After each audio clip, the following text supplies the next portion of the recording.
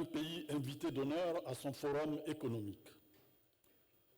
Après le Rwanda en 2019, notre choix s'est porté cette année sur le Ghana, ce pays voisin et ami de la Côte d'Ivoire, avec qui elle partage, plus que des frontières, des liens fraternels et historiques et culturels, et d'importantes relations politiques, économiques et commerciales.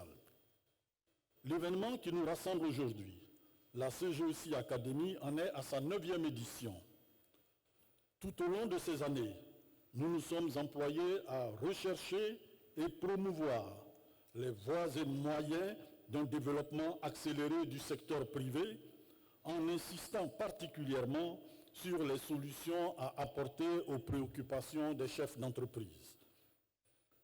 Nous avons pu ainsi, après l'édition 2018, consacrée à l'industrialisation, produire un livre blanc sur l'industrialisation de la Côte d'Ivoire, dont les recommandations ont été en partie intégrées dans le Plan national de développement 2021-2025. Les principales recommandations de la CGEC Academy 2019 visant à l'amélioration de l'environnement des affaires continuent quant à elles d'alimenter nos échanges avec le gouvernement. La preuve en est qu'elles ont été discutées lors du séminaire gouvernemental qui, en avril dernier, a enregistré de façon inédite la participation du secteur privé et dont les propositions sont actuellement soumises à l'arbitrage de M. le Premier ministre Patrick Haché. Le thème de la présente édition est « Crise et résilience des entreprises en Afrique ». Et pour nous, ce thème arrive à point nommé.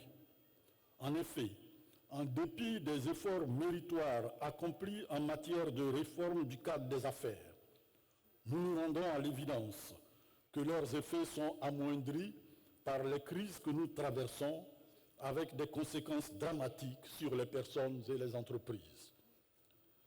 Le thème de l'Académie nous permettra pendant 2 jours, à la suite de la conférence inaugurale de M. Jacques Attali, de débattre des ajustements ou des orientations à opérer pour adapter nos business models au nouveau paradigme ayant émergé avec la pandémie de la Covid-19, mais aussi d'aborder d'autres crises, comme la crise énergétique qui a touché les industriels en Côte d'Ivoire pendant environ 3 mois, les crises sécuritaires et politiques, environnementales, etc.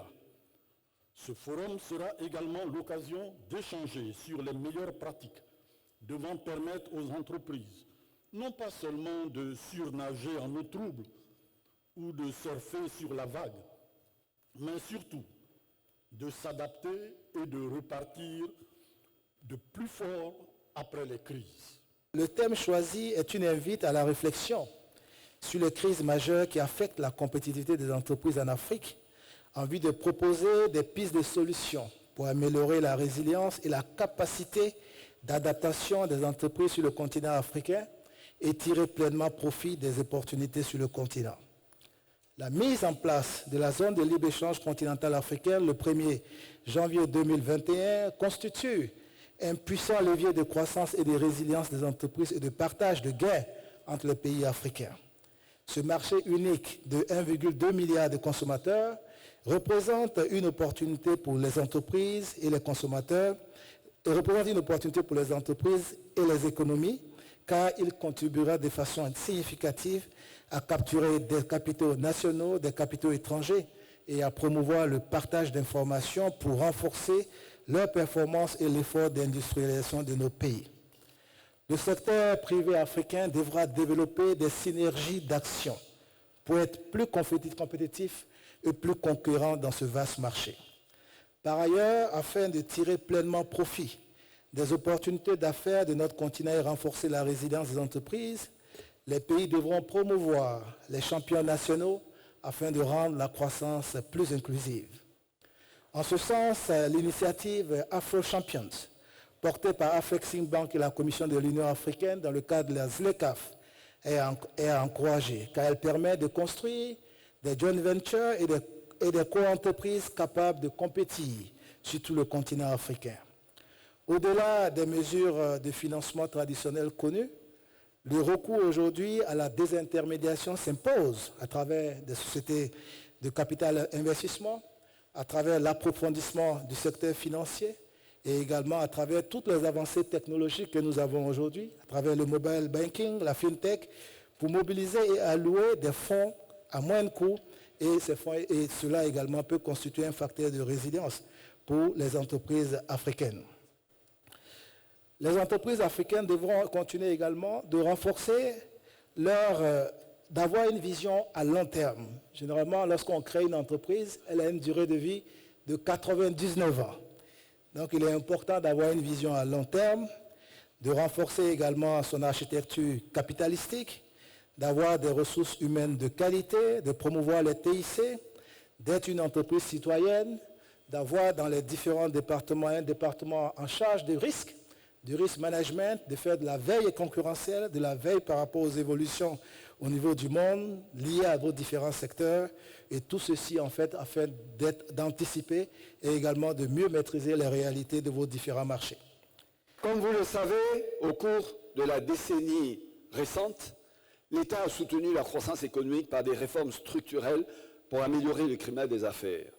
Mais, ayons la franchise de le reconnaître, le niveau des investissements privés qu'il faudrait pour relever les défis nombreux de notre économie n'est pas encore au niveau de nos grandes ambitions.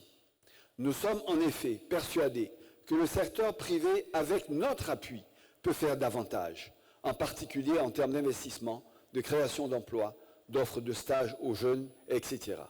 C'est en partageant pleinement ces ambitions nationales, patriotiques, oserais-je dire, que nous permettrons à notre pays de réaliser tout son potentiel. Oui, un partage vers une vision commune, vers des intérêts communs, vers des intérêts patriotiques.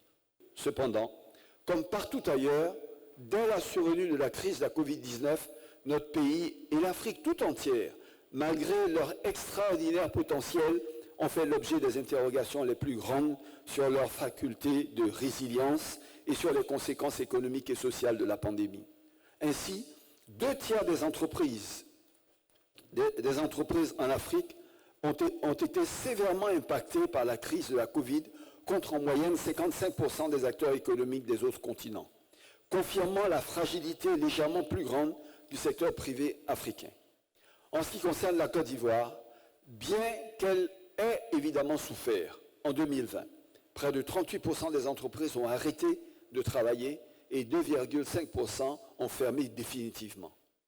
Bien que tout cela soit arrivé, les entreprises ivoiriennes ont sans nul doute réussi à mieux faire face à ces pandémies qu'ailleurs, grâce au soutien de l'État, mais aussi grâce aux leçons tirées de l'expérience des crises passées par le secteur privé lui-même.